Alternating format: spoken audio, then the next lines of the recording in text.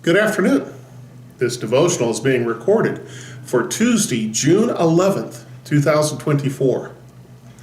Jesus finds himself very alone as he faces the coming difficulty of arrest, torture, and crucifixion. In Mark chapter 14, verses 32 to 36, and I'm reading from the New Living Translation, second edition, it says, "They went to the olive grove called Gethsemane.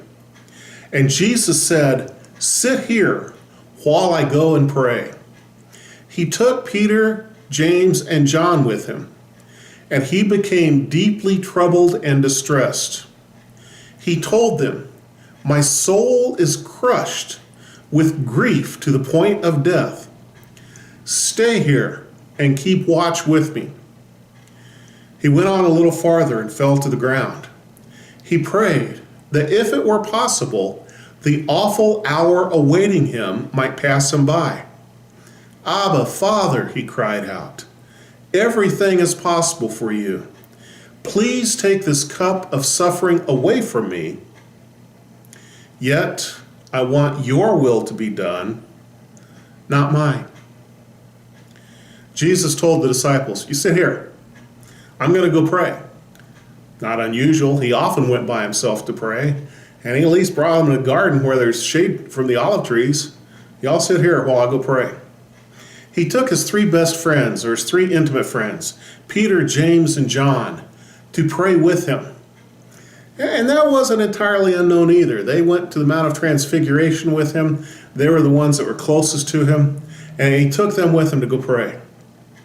And it says he was troubled and distressed.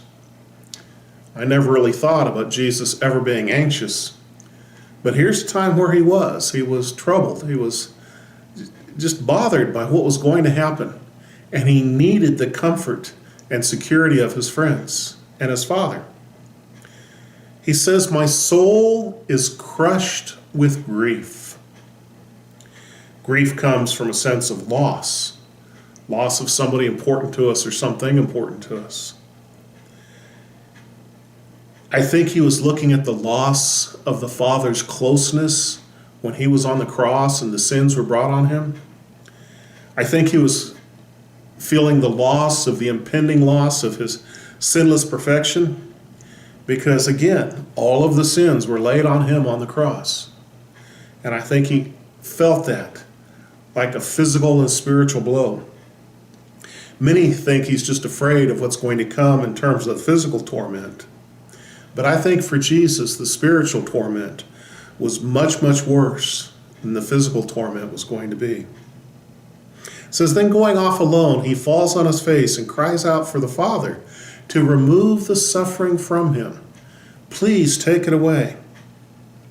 Then even though he wants relief, he recognizes and accepts that the will of the Father is more important than his own desires. Not my will, but thine be done. I want your will to be done, not mine.